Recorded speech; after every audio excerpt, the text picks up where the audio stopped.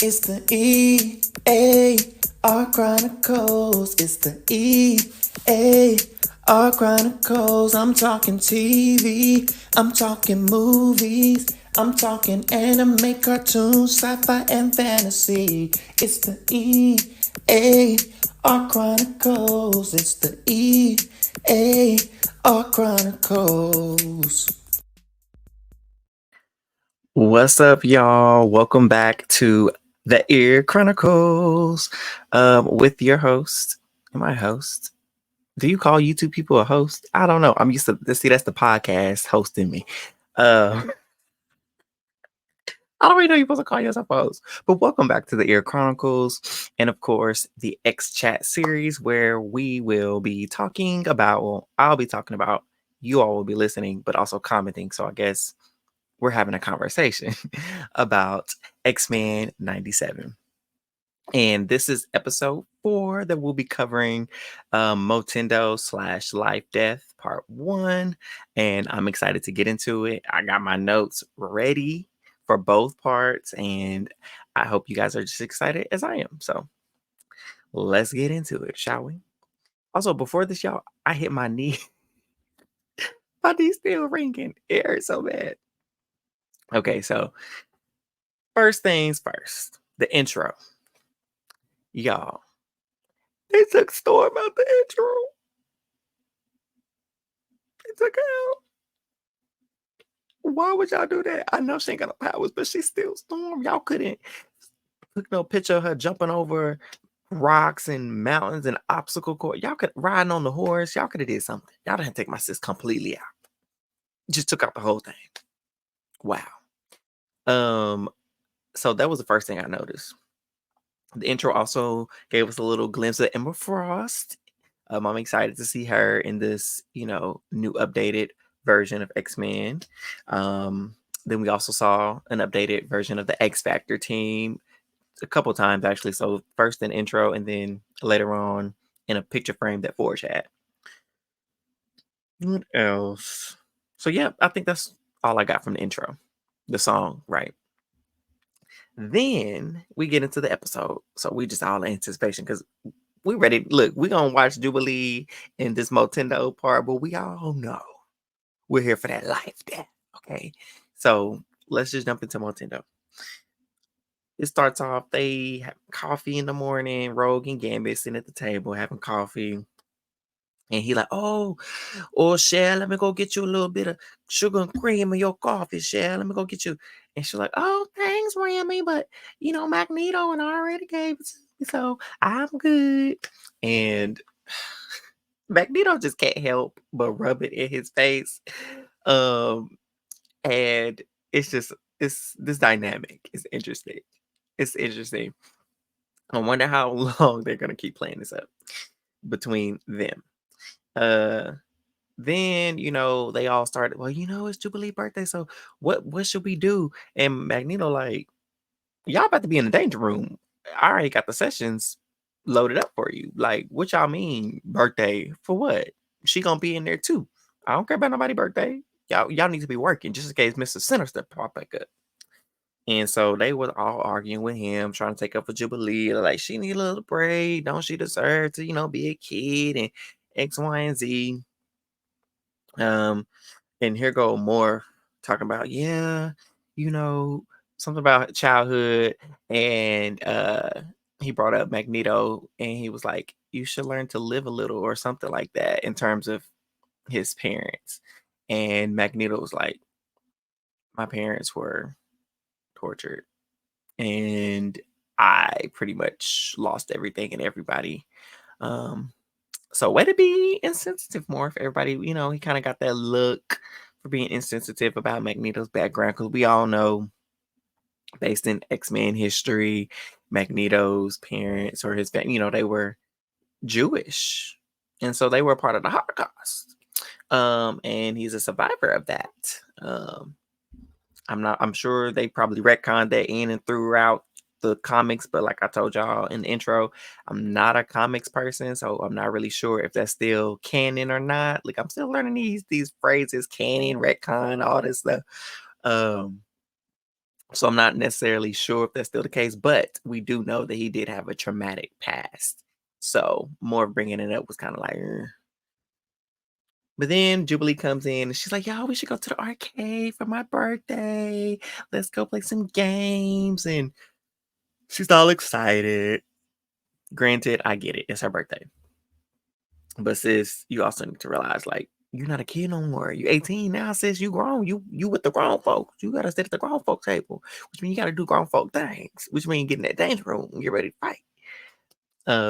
But like I said, the team were kind of taking up for her, and she was kind of, venting to Roberto, which is Sunspot, about how Magneto's being too serious. He needs to relax. He needs to chill. She just want to, enjoy her birthday and just, and I understand that too. Like, she don't want to think about the professor being gone. She don't want to think about fighting crime, not crime, but like fighting against the world that hates her.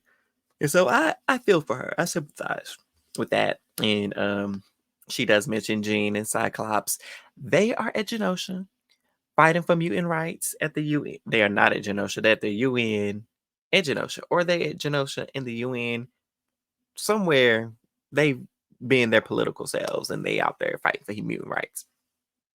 And Roberto had to remind her, like, girl, that's important. You can't just slide that on the rug. Like, no, that's an important matter. We need them to be out there doing that for us. Then out of nowhere, they talking about video games again, and the Nintendo game is there, and they're not really sure where it came from. But then they get snatched up into the game, and they get captured. Excuse me, y'all, yada. This is how you know. It ain't even that late. Well, it's kind of it's 10 o'clock over here, my time, Central Time. But I took a nap, so I don't know why I'm yawning. So forgive me. Please forgive me. So yeah, they get captured and they get snatched out of the room by a sentinel harm, and so they got to run and fight the sentinel. In the midst of this, Jubilee like, boy, use your powers. If this were any time to do it, now is the time. Roberto, help a sister out. I can't. Her little fireworks ain't gonna get it. Little pyrotechnics, whatever she be doing, that ain't gonna get it. We need you to solar up and help out. He's like, no, I can't, because I may get seen on TV. Somebody may see me on TV. And she's like, boy, ain't nobody worry about you. Ain't a soul worry about you. And so he still reluctant, doesn't want to use his powers. And so they get transported because he answers the phone in a phone booth. Julie's like, no, it's going to be a trap. Don't do it. Don't do it. He does it anyway. So he goes in, answers the phone. They get transported to Genosha, the old Genosha. And so, she's like, wait, why does this sound familiar? This place look familiar. I was here with Storm and Gambit once upon a time. And they start running across the bridge because they start getting chased by these little anti-mutant group soldiers. And so they're running across the bridge, and then this mysterious figure pops up and takes out all the soldiers. Jubilee, she refers to this person as the Hot Topic Stalker. So the mysterious figure that helps him out, she calls him the Hot Topic Stalker. And in the midst of this, after she saves him, Mojo appears. And he's kind of explaining to her that this is a game. Oh, y'all, why am I so tired? Why am I yawning like this? This is not okay. This is not okay. I feel so bad. So Mojo gets there and he's like, yeah, I'm the intergalactic master of games, and now I've moved on up. He used to do TV, now he do games. And then he had to correct himself because he was like, yeah, I gotta put on a show for my slaves. I mean, my indentured my indentured servants, is what he liked to call them. And yeah, because he was getting ready to get canceled. You talking about some slaves. We don't do that. We don't do that here. I don't know where you from, but we don't talk like that no more. Mojo. So that was that was funny. But was funnier, Jubilee, having met him before, she realized she was like, you look a little skinny, Mojo. You on a diet or something? He's like, oh, thanks for noticing. Got a little nip and tuck. Mojo, please get out of my face. A nip and tuck? No. Mojo was on that big O. Y'all, he's on that Ozempic. Mojo is on Ozempic. Can't tell me otherwise. And so that was funny. So as you know, he explains to them that they're pretty much in Jubilee's memories. So he made a game based off of her memories, which is why things were familiar to her. The Sentinel, Night of the Sentinels on the first two episodes, her being in Genosha, and then, then in the Savage Land. So I thought that was really neat. But here's the kicker. I don't know if y'all caught this. Mojo said, "You're a gamer girl in a gamer world." Ooh, y'all, is that not a play off of Barbie? Like, you're a Barbie girl in a Barbie world. I thought that was unique. So I wonder if Bo DeMayo, if he intentionally did that, because he did a lot of intentional things in this series so far, and I wonder if that was one of them. So I thought that was quite funny and kind of cool to throw that in there. But the main thing that Mojo mentioned to them, both Jubilee and Roberto, was that if you die in this game, you die in real life. So I suggest you buckle up and get serious about it. And so they were kind of worried about that, but they get to the boss round, the final boss. Oh, but before the boss, excuse me, he starts showing them cameos from different shows, like Who's the Boss? I never watched this. I didn't really get that one. But then there's a different world. Hey, it's a different world. It's a different world. Thing where you come from. Um, so he shows a different world. Then he does Divorce Court with Summers versus Gray. Mojo is messy. Think of the messiest person you know in the series, and it's Mojo. Morphed a little bit, but it's also Mojo. Mojo is messy. So we have that.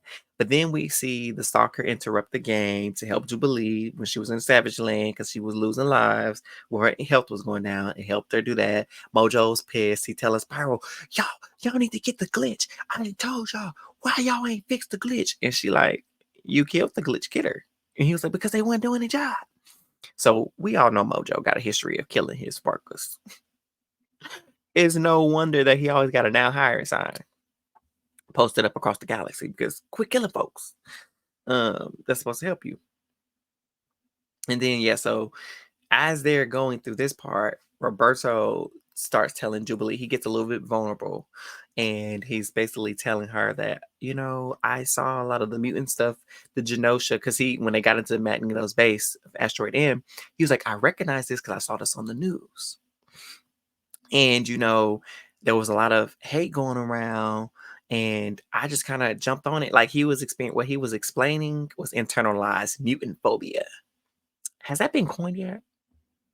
I wonder. I'm coining it. If it hasn't been coined, you heard it here, folks, on the E.A.R. Chronicles, the E.A.R. Chronicles, however you want to say it. The E.A.R. Chronicles, y'all. I'm coining it here. Eric A. Rollison is coining mutant phobia, internalized mutant phobia. Roberto was experiencing this phenomenon because he was like, yeah, my mom was watching it, and I just kind of, I got a little afraid. So I started to project, like, I hated them too. Like, oh yeah, the mutants are bad. They're terrible. We need our, keep our planet safe. And so I felt bad for him. That I sympathized with him in that moment, because once again, X-Men is showing us how akin to real life in our real world, that the discrimination that the mutants face is akin to what a lot of marginalized groups feel in real life. And so them adding him experiencing this internalized mutant phobia, I thought was pretty unique and a really great touch of reality, to bridge those two gaps. So yes, internalized mutant phobia, we coined it here on the E.A.R. Chronicles. So that happens, and in the midst of them fighting Magneto whacks him with a metal bar, and dang near takes his life out. Jubilee, being a gamer herself, realizes that typical bosses have typical patterns in which they attack. And so she realized that, was able to take down Magneto because of that. Our Hot Topic stalker, the mystery woman, she intervenes again. Jubilee finds an extra life to give it to Roberto. Um, Mojo's pissed, out of this world pissed. But then she snatches them out because then the Magneto comes back, right? He comes back to life and he's getting ready to attack them. And the glitch, the mysterious woman, the Hot Topic stalker, reaches her arm in and snatches them out into like this little limbo glitch. And it is revealed that this mystery figure is a digital copy of Jubilee herself. And I thought that was a very interesting twist because I don't know who this woman was. She could have been walking down the street and I wouldn't have known a thing. None of us would have until she revealed. But so she explains to Jubilee that, she's a digital copy that escaped deletion because Mojo needed some beta testers to see how the game would go. And so he just created a ton of Jubilee copies. And she's the only one that survived. But I like the fact that they brought back the original voice actress for the original Jubilee to be this older version of her. And I thought that was pretty cool.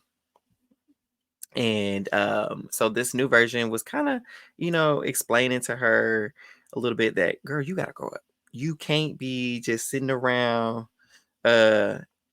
thinking life is a game, and that you got to grow up, sis. You got to grow up.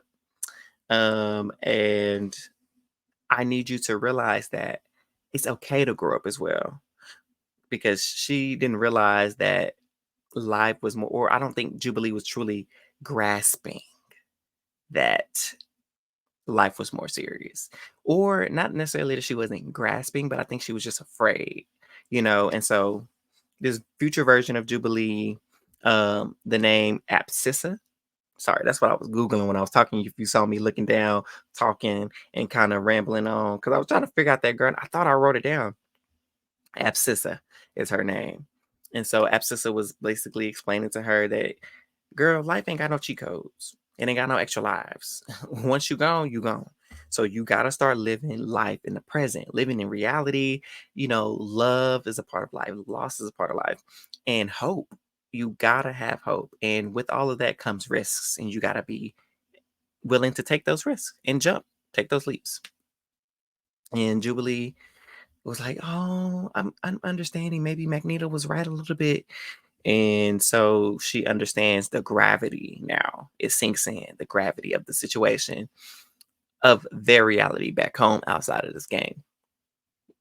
And then, like I said, Mojo comes in and he just blow back up. It's almost like Ozempic for real. When they order, when you taking them diet pills and you taking all these injections and stuff, and they for losing weight, and then you stop taking it. You stop taking it, and then you blow right back up. And that's exactly what it is. As soon as he bust through that screen, he just blew up like a can of biscuits. like those Pillsbury dough biscuits when you bust the can open. He just blew back up like a can of biscuits. Back to his big self. And so they started fighting him. And I really loved that in this scene, they showed Jubilee is more than just fireworks and pyrotechnics. Her and Abscissa, they started creating this swirl of energy that's rotating disc, and they swing and did like destructo disc. It's giving Krillin in Android 18. They slicing disc and slicing legs and arms and all of that good stuff.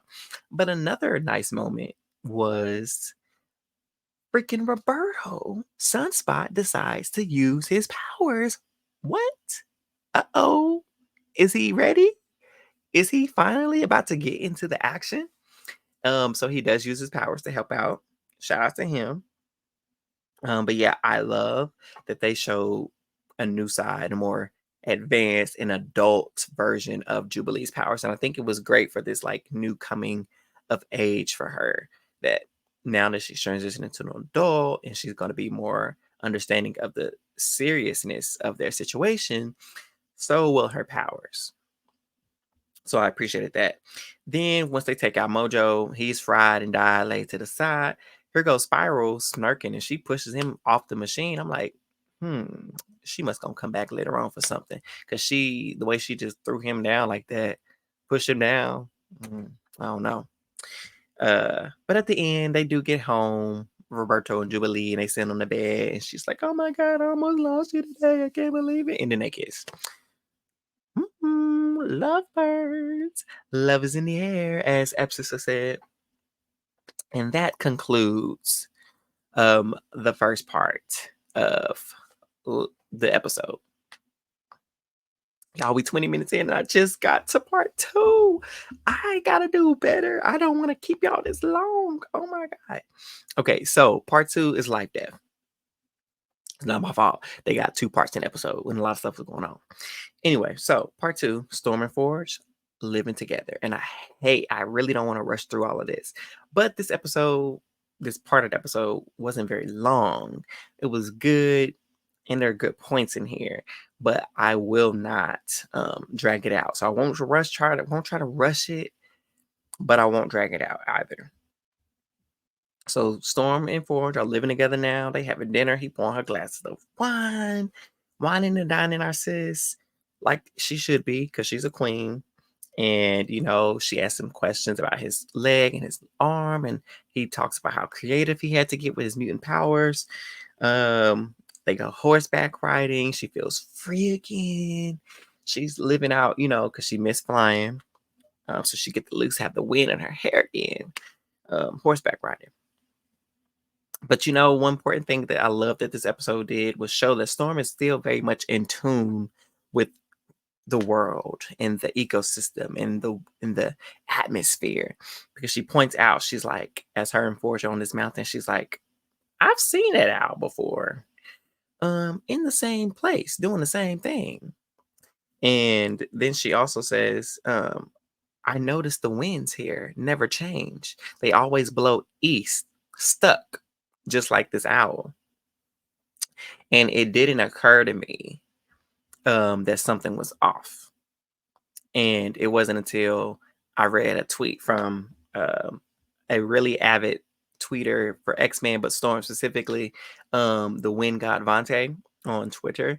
I will believe that that's his name on Twitter.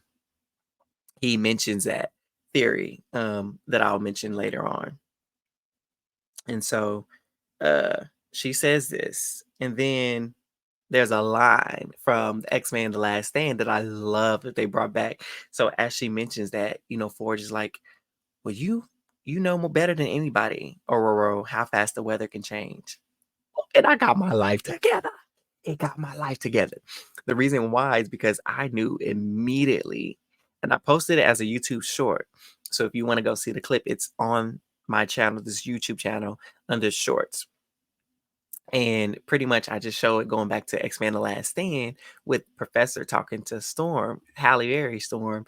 He's like, you of all people know how fast the weather can change. And I love that they linked those two. So it was a really nice callback to X-Men The Last Stand for those who might not have caught that. But then they get us to the point where Forge has this machine built and Storm gets in it to restore her powers, and she thinks she's got it. They think it's working. And so she goes to call out to the weather. She's like, wind, heed my command. Storm, my mistress of the elements. Wind, grab the desert sands and move, and she's in nothing. Nothing happens.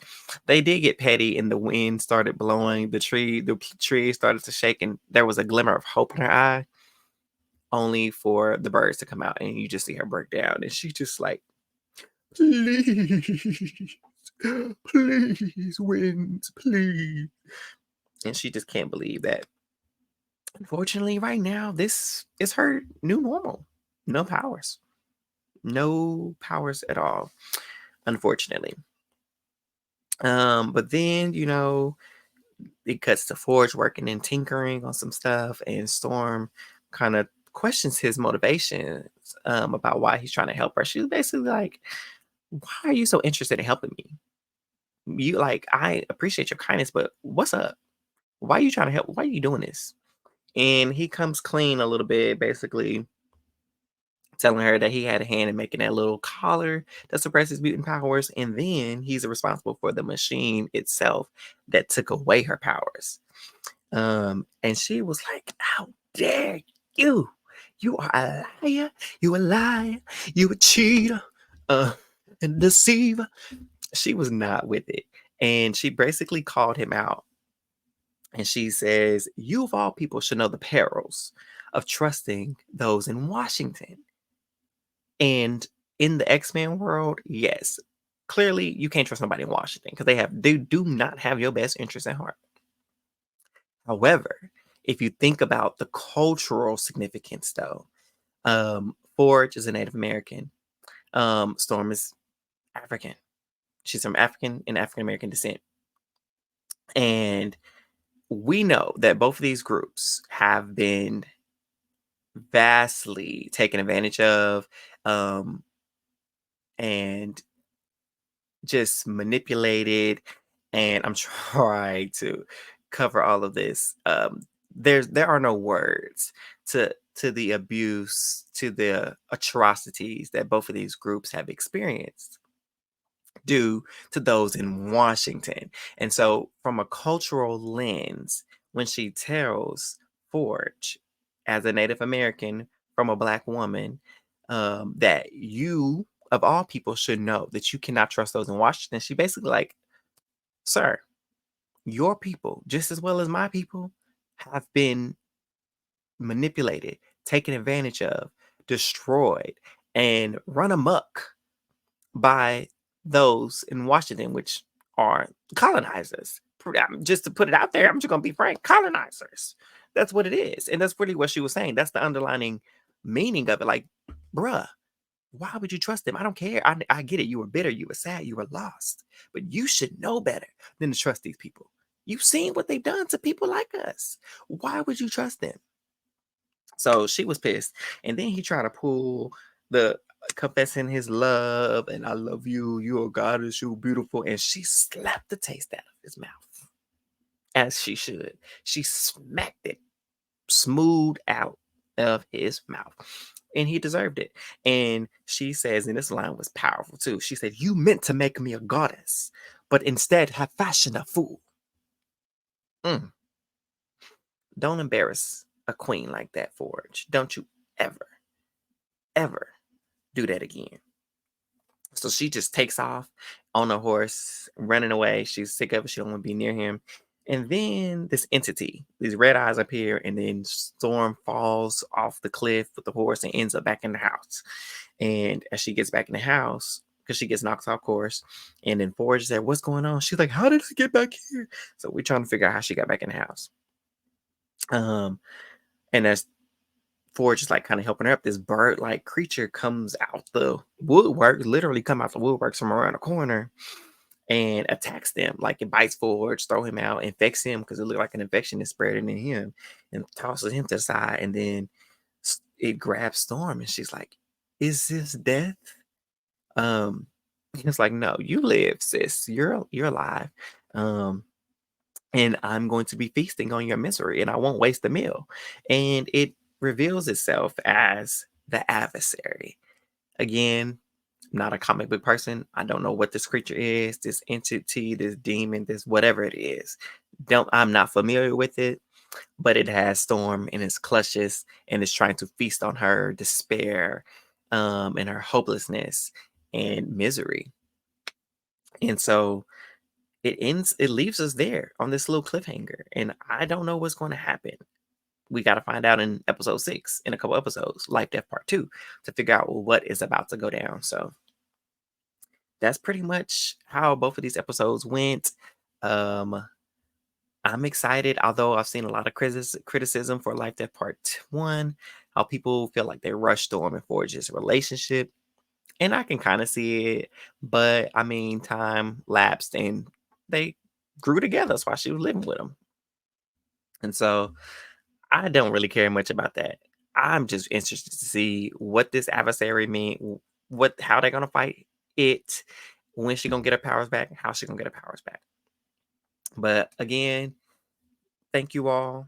That's all I have for you today. Welcome, welcome. Thank you for sticking around for the Air Chronicles, the X Chat series recap for episode 4 of X-Men 97. As always, I appreciate you for those who are listening. Make sure you follow me on YouTube.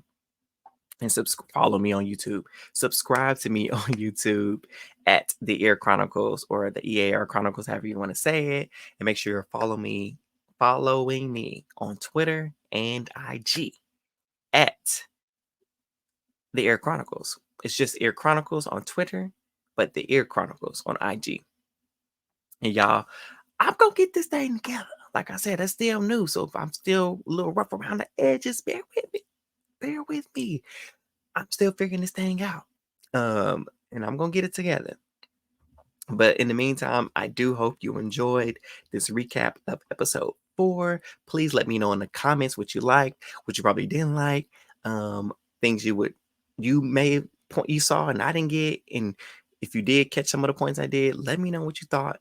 Again, this is a community, and I want to hear from you, so I appreciate all and any feedback, but let's please try to stay positive. I ain't got time to be fighting y'all in the comments because I'll find me some time on my break to go back and forth with you. But let's all come together and talk about this show that we love. And I'll be back next week. I'm gonna try to get down a schedule for when I really want to do these recaps, and maybe as the season progresses, I can maybe even go live, but we'll figure that out later on down the road. But as it is now, it is Monday. I will hopefully have this uploaded by Tuesday afternoon, evening, so you can watch it before Wednesday. So yeah, once again, thank you all again for tuning in and listening. I appreciate it. Until next time, I'm out.